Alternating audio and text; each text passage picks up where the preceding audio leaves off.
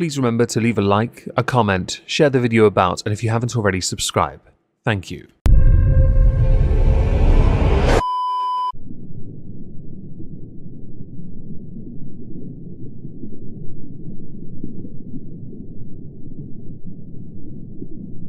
Well, isn't this just fantastic?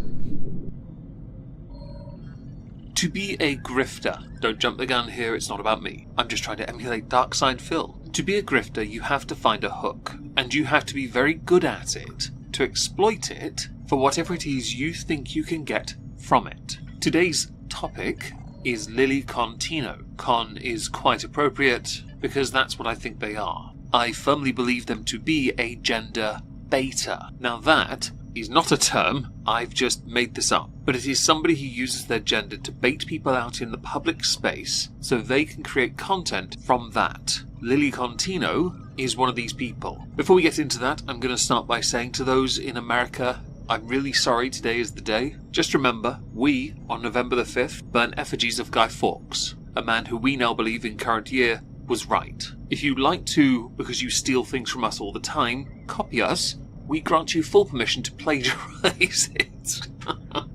No, I'm not calling for violence. Don't try me, I'm having a joke, please. Now, to the subject matter at hand. 4 months ago, on Omegon 2, Electric Boogaloo, a channel very close to 10,000 subscribers, please go and subscribe to that channel, it would mean the world to me. I made a video about what is or is not appropriate to teach to children. Lilly had much in the way of opinion on this subject matter. I often find it quite fascinating that Lilly Contino generally frequents restaurants in San Francisco, a city, a part of a state that's quite progressive. Yet it is within that very space that Lilly is misgendered. It is within that same space Lilly derives much in the way of content. So forgive me if I don't have much in the way of sympathy that in the very backyard you frequent that is quite progressive, you are not treated the way you expect to be treated by society. There have been some IRL instances when live streaming where Lilly has gotten into some hot water, much of which is documented on a rather short Wikipedia. I thought Lilly was older than me, by the way. Turns out,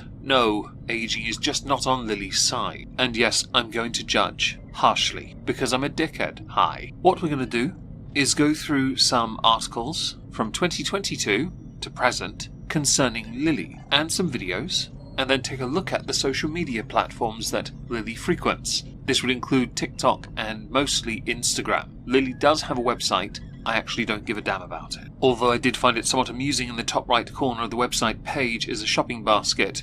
Apparently there's something on here you can buy. I assume this is because it's cheaper to buy a website with that on than to have it without. Or because limited run merch to support my work. On that note, I've got some new stuff on Teespring. It's linked, I don't care. Just before we dive into the first article, I went to go to a Lilly Contino subreddit.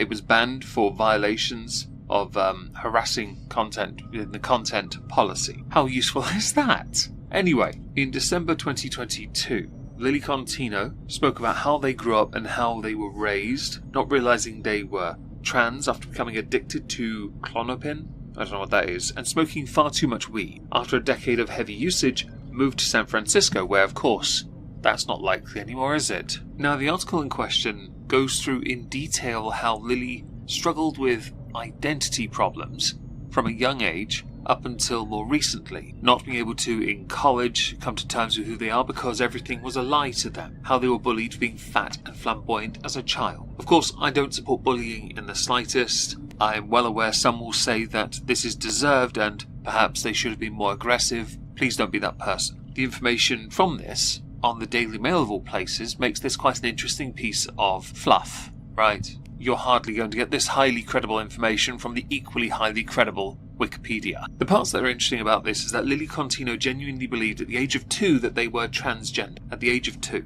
Okay. Which is why in much of their content they support children transitioning, because they did not. Believing that they not only lied to themselves but were denied the opportunity to be their real, true oneself. The answer to that should be a resounding no. Children should never be put in that position. Please stop it. Articles like this were doing their rounds in 2021, 2022 because there needed to be more than one avatar for the trans community. Lilly was seen as another possibility because TikTok, certainly in the early turn of this decade, was growing in steam.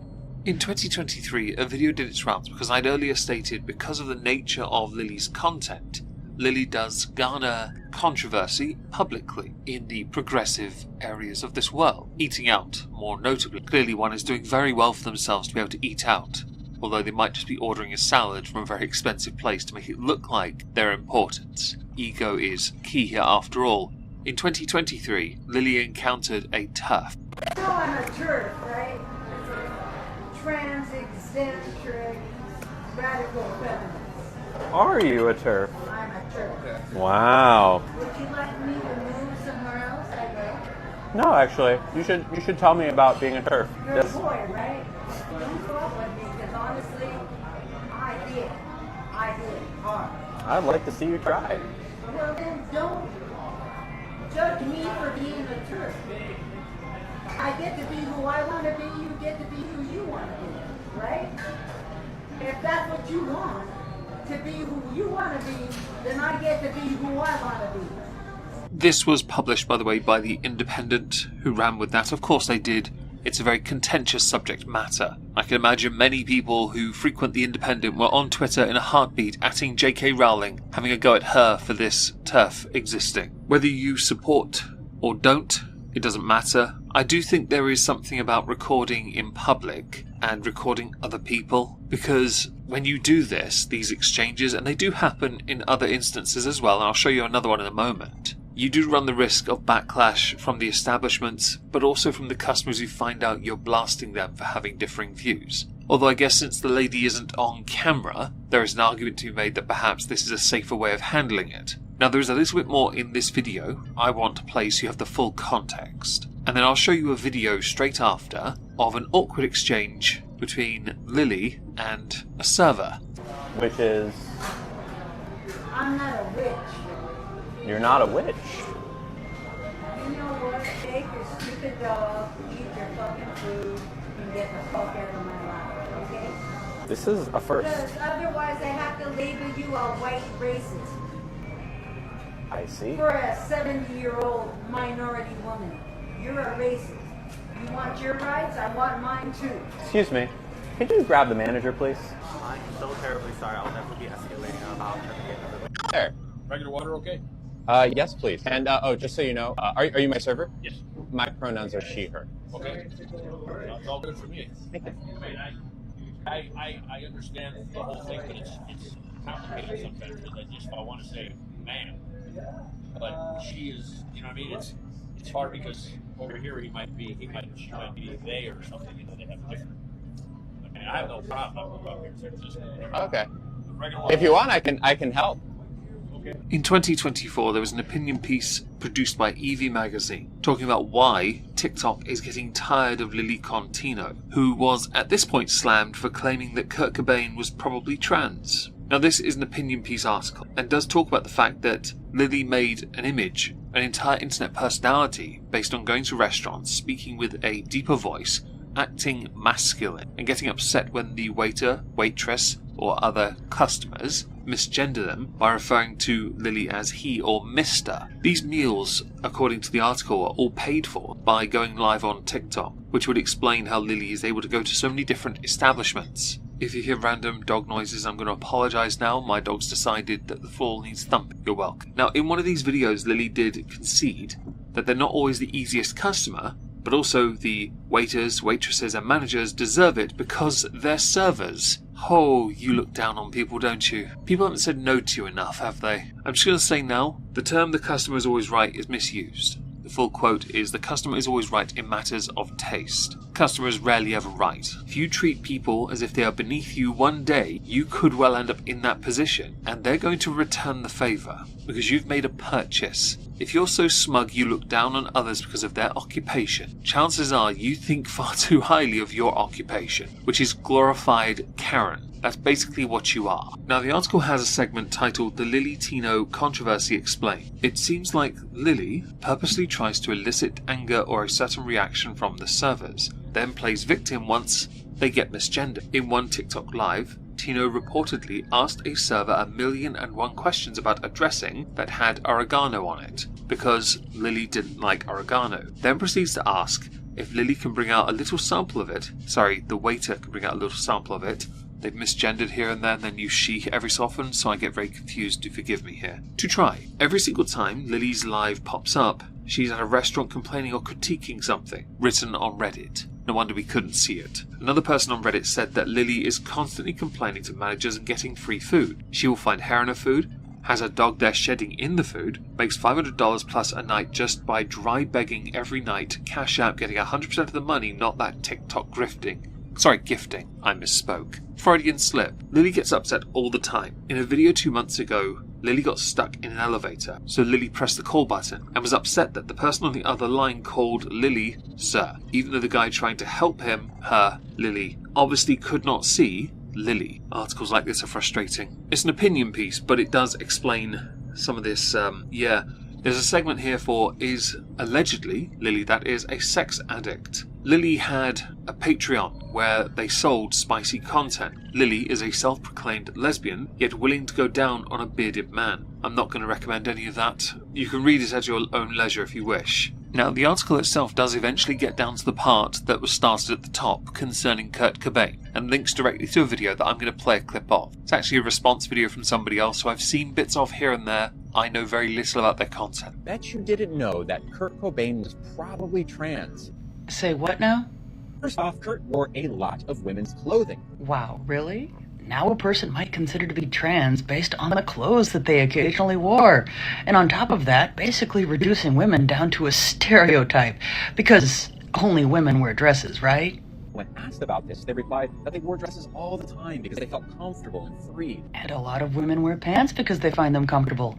Is one next going to start telling women that they're actually trans because they wear clothing that is traditionally associated with men? In an interview about their childhood, Kurt said that they mostly hung out around girls, and that at one point they thought they might be gay. Now, for Lilly, simply courting controversy isn't enough. They also have to go to places that are usually marketed towards children, and there certainly are a large number of them there, so they can give you an education in adult-themed subjects using items that are more than likely also marketed towards kids as well. The subject in question is the fact that Lilly wants to have certain surgeries. Has had some surgeries, but not had the final one, the removal of the Ollivander wand. I've done that on purpose, because I'm a dickhead. On TikTok, they posted a video that was covered in the news, because they've talked about this surgery, okay, but they're being cute about it. I'm going to play that clip. I'm going to get banned from Disney. I swear we're about to get banned from Disney. Then why do what you're about to do? How about not? I like chocolate and marshmallow. I feel like this is defilement. Last summer, I got my cake pops removed, and the plan up until recently was to get my marshmallow wand reconfigured into a marshmallow tunnel. I'm glad for captions, and I'm sorry for those who are watching, because they are now describing in detail why it is not happening. The surgery, that is, to have the bottom surgery completed, right? There are certain topics that probably shouldn't be posted, optics-wise to social media. But at the same time, when you raise as much money as you have to have this surgery, I can understand a bit of transparency. A blog might have done you some use here, rather than making a video using Disney to make your statement. As I said, it's optics based on this one, and yeah, no. And in case you're interested, I took the liberty of going to Instagram where this was posted, and, well, I screen recorded the comments section. If you're looking at it closely, yeah, there isn't much in the way of support here. People are rightfully aggravated, but that's the whole point about being a gender beta. The grift that Lilly partakes in is one where it is very much about standing out in a niche, because now it's not about getting response from people in public, although it is a public place. But to do it in such a way because there are children, you know you can get away with it, because people are afraid to say anything. But also, taking that niche and applying it anywhere you can, because you know it will drive up the interactions, the engagement, the obsession over the analytics of it, which is why Lilly gets quite good views, still very good views on TikTok, although also the comments are quite, yeah, nah. But you don't have to care about that, and that's the point. The live streaming is where the money is, but the videos are where you can take your little compilations and just make a little cash on it, so you can have those servers do whatever you want. Now, one of the videos on their TikTok page that's pinned there involves a conversation, and it's titled Protecting Trans Kids. This video, along with many others like it, are what have led to many to label Lilly Groomer. Much like Jeffrey Marsh, you, adults, should never be holding conversations with children, ever. If they're family members, that's totally fine because they're your family. But if they're not, you should be nowhere near them. Somebody might now in my comments say, oh, they should be nowhere near any kids ever. That's quite alright to say that, but family's a little different and we all know that. It's a political game there. I'm going to play that clip so you can understand why people reacted the way they have. My little brother Jamie, he's 14. He's been telling me that he really wants to be a woman. He feels like a woman. I'm not sure if I should be telling my parents or should I keep it in between me and him. I think when a kid comes out as trans, sometimes people have a gut reaction that says, oh my God, this kid is in danger, or this kid is confused, they're going down the wrong path. When in reality, they're not. They're really just learning about themselves and figuring out who they are, just in the same way that a kid might realize they're straight or gay. The problem that Lilly has is right now there's a huge shift when it comes to science available, harm done, when allowing or pressuring or pushing or enabling a child to go down that path. I will always hold on to my firmly held belief, because I'm old and I'm allowed to, that no child should transition and that you should only be allowed to once you have gone through puberty and are a fully grown adult, because then you can make all the changes you want. It's your body at that point. Of course it is beforehand, but rights are important and also chemistry is irrefutable. Now, these kind of videos, along with the education part on Omegon 2, link below, are vitally important and have led to many creators dubbing Lilly a Groomer. Now there is one other aspect to this. Allegations levied at Lilly. Allegations that should have destroyed Lilly on all social media, quite frankly. The only issue with it is I can't find this video on TikTok or Instagram. There is a video talking directly to an individual called Colleen, who had interactions and dealings with Lilly last year, but the video itself doesn't exist. It does on two YouTube channels though, in the form of Bloodspeth and Chud Logic, who both go through this. I'm going to play a clip from Bloodspeth so you get some context. My turn to talk. A lot of things have been said about me recently, and I'd like to clear them up. We'll start with Cassie. Cassie is a fellow content creator that I asked to come with me to Vegas to collab and hang out after Colleen said no. Now, after Colleen posted her first couple of videos, Cassie and Colleen got together in a voice chat. Colleen recorded it without Cassie's knowledge. That call was later posted on TikTok, and it implies that I took advantage of Cassie, which I didn't. And if you want proof, I have posted every single DM between Cassie and I on both Instagram and Discord, including videos, including voice memos in the link in my bio. You can go look at those yourself, but let's run through the highlights. First and foremost, Cassie reached out to me